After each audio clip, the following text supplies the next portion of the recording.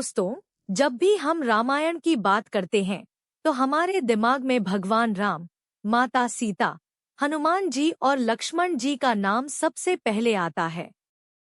हम उनके महान त्याग, वनवास की कठिनाइयों और उनके आदर्शों को बड़े गर्व से याद करते हैं। लेकिन क्या आपने कभी सोचा है कि इसी रामायण में एक ऐसी महान स्त्री भी थी जिनका त्याग भगवान राम और माता सीता से किसी भी मायने में कम नहीं था? जी हाँ, हम बात कर रहे हैं लक्ष्मण जी की पत्नी और मिथिला की राजकुमारी उर्मिला की। उर्मिला का नाम रामायण में बहुत कम लिया जाता है, लेकिन उनका बलिदान इतना बड़ा था कि उसके बिना शायद रामकथा अधूरी रह जाती। आज के इस वीडियो में हम जानेंगे कि आखिर उर्मिला कौन थी, उन्होंने लक्ष्मण जी के लिए क्या बलिदान दिया और सबसे बड़ा रहस्य, उर्मिला आखिर किस देवी की अवतार थी। तो वीडियो को अंत तक जरूर देखिएगा। राजा जनक की नगरी मिथिला अपनी सुख शांति और धर्म के लिए जानी जाती थी। इसी मिथिला में माता सीता के साथ उर्मिला का बचपन बीता। उर्मिला बचपन से ही बहुत समझदार, शांत और दूसरों के दुख को समझने वाली थी।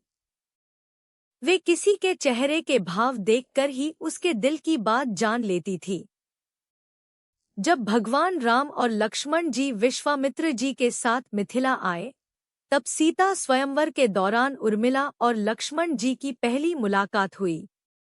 लक्ष्मण जी का तेज, उनका अपने बड़े भाई राम के प्रति समर्पण देखकर उर्मिला बहुत प्रभावित हुई। सीता जी और राम जी के विवाह के साथ ही उर्मिला और लक्ष्मण जी का भी विवाह हो गया। उर्मिला हंसी खुशी अयोध्या आ गईं, लेकिन उन्हें इस बात का जरा भी अंदाजा नहीं था कि भविष्य में उनके लिए कितनी कठिन परीक्षा और कितना बड़ा त्याग इंतजार कर रहा है। अयोध्या में सब कुछ बहुत अच्छा चल रहा था। राम जी के राजा बनने की तैयारियां जोरों पर थी। पूरी अयोध्या में जश्न का माहौल था। लेकिन किस्मत को तो कुछ और ही मंजूर था। अचानक यह खबर आई कि भगवान राम को 14 वर्ष का वनवास दे दिया गया है। यह सुनकर पूरी अयोध्या में मातम छा गया। माता सीता ने तुरंत राम जी के साथ वन जाने का फैसला कर लिया। जैसे ही यह बात लक्ष्मण जी को पता चली, उन्होंने भी एक पल की देरी किए बिना अपने भैया भाभी के साथ वन जाने का दृढ़ निश्चय कर लिया। लक्ष्मण जी के इस फैसले का मतलब सिर्फ उनका वन जाना नहीं था, बल्कि इसका सीधा मतलब यह था कि उर्मिला को 14 साल तक अपने पति से दूर रहना पड़ेगा। एक नई नवेली दुल्हन के लिए इससे बड़ा दुख और क्या हो सकता था। जब उर्मिला को पता चला कि लक्ष्मण जी वन जा रहे हैं, तो उन्होंने भी साथ चलने की जिद की। उर्मिला ने कहा कि पत्नी का धर्म पति के साथ रहना है, लेकिन लक्ष्मण जी ने उन्हें समझाया कि वे वन में अपने भैया भाभी की सेवा और रक्षा करने जा रहे हैं। अगर उर्मिला साथ चलेंगी, तो लक्ष्मण जी का ध्यान उनकी सुरक्षा में बंट जाएगा और वे अपना कर्तव्य ठीक से नहीं निभा पाएंगे। उर्मिला एक बहुत ही समझदार पत्नी थी। उन्होंने तुरंत अपने पति की परेशानी को समझ लिया। उन्होंने तय किया कि वह लक्ष्मण जी के धर्म के रास्ते में कोई रुकावट नहीं बनेंगी। उन्होंने अपने आंसुओं को पी लिया और मुस्कुराते हुए लक्ष्मण जी को विदा किया। उर्मिला ने साबित कर दिया कि कभी-कभी सच्चा प्यार अपने साथी को अपने से दूर जाने देने और उसके कर्तव्य में उसका साथ देने में ही होता है। लक्ष्मण जी, राम जी और माता सीता के वन जाने के बाद अयोध्या का महल उर्मिला के लिए किसी जंगल से कम नहीं था। उर्मिला चाहती तो महल के सारे सुख सुविधाओं का आनंद ले सकती थी, लेकिन उन्होंने ऐसा बिल्कुल नहीं किया। उन्होंने भी एक तपस्विनी की तरह जीवन जीना शुरू कर दिया। वे राजसी कपड़े और गहने त्याग कर बिल्कुल सादा जीवन जीने लगी। उनका पूरा समय भगवान की पूजा करने और लक्ष्मण जी की सलामती की दुआ मांगने में बीतने लगा। उर्मिला रात रात भर जागकर तारों को देखती और सोचती कि वन में उनके पति किस हाल में होंगे। उन्होंने कभी किसी से अपने दुख की शिकायत नहीं की। उनका यह मौन तप, उनका यह खामोश त्याग सच में किसी वनवास से कम नहीं था। उर्मिला ने अपने अकेलेपन को अपनी ताकत बना लिया और बिना किसी स्वार्थ के 14 साल तक अपने पति का इंतजार किया। वन में लक्ष्मण जी ने दिन रात राम जी और माता सीता की सेवा करने का संकल्प लिया था। वे चाहते थे कि वे 14 साल तक बिल्कुल न सोएं, ताकि हर पल अपने भैया भाभी की रक्षा कर सकें।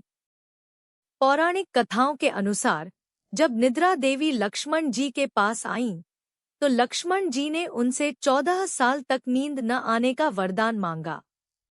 निद्रा देवी ने कहा कि सृष्टि के नियम के अनुसार आपकी नींद किसी न किसी को तो लेनी पड़ेगी।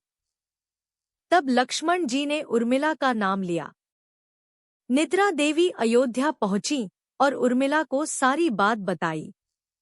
उर्मिला तुरंत राजी हो गई। कहा जाता है कि लक्ष्मण जी के हिस्से की नींद उर्मिला ने ली और वे 14 वर्षों तक सोती रहीं, ताकि उनके पति अपने कर्तव्य का पालन बिना किसी थकावट या रुकावट के कर सकें। यह उर्मिला के सच्चे प्रेम की पराकाष्ठा थी। वनवास के अंतिम समय में जब रावण ने माता सीता का हरण कर लिया, तब राम जी और रावण के बीच भयंकर युद्ध हुआ। इस युद्ध में एक समय ऐसा आया जब मेघनाद के बाण से लक्ष्मण जी गंभीर रूप से घायल हो गए और मूर्छित होकर गिर पड़े। जब यह घटना घटी, तब मीलों दूर अयोध्या में बैठी उर्मिला को भी अचानक बेचैनी महसूस होने लगी। उन्हें आभास हो गया कि उनके स्वामी पर कोई बहुत बड़ा संकट आया है। उर्मिला ने तुरंत भगवान के सामने दीपक जलाया और प्रार्थना करने लगी। उन्होंने ईश्वर से अपने पति के प्राणों की भीख मांगी। उधर हनुमान जी संजीवनी बूटी लेकर आए और लक्ष्मण जी के प्राण बच गए। उर्मिला की यह अनकही और अदृश्य शक्ति ही थी जो लक्ष्मण जी के लिए एक रक्षा कवच का काम कर रही थी, जिसे कोई देख नहीं पा रहा था। अब आते हैं उस रहस्य पर जिसके बारे में 99% लोग नहीं जानते। आखिर इतना धैर्य, इतना त्याग और इतनी सहनशीलता किसी साधारण इंसान में कैसे हो सकती है? उर्मिला असल में किसकी अवतार थी? अलग अलग धार्मिक ग्रंथों और मान्यताओं में उर्मिला जी के दिव्य स्वरूप का वर्णन मिलता है। कुछ कथाओं और परंपराओं के अनुसार उर्मिला जी को माता सरस्वती का अवतार माना जाता है। उनके भीतर मौजूद ज्ञान, विवेक और शांत स्वभाव इसी बात का प्रतीक है। वहीं कुछ अन्य मान्यताओं में उन्हें माता लक्ष्मी का छाया रूप भी कहा गया है। माता लक्ष्मी का यह रूप त्याग, समर्पण और गृहस्थ जीवन की पवित्रता को दर्शाता है। उर्मिला का जन्म ही शायद इस महान त्याग के लिए हुआ था, ताकि वे दुनिया को यह सिखा सकें कि बिना किसी शोरशराबे के खामोशी से किया गया बलिदान सबसे महान होता है।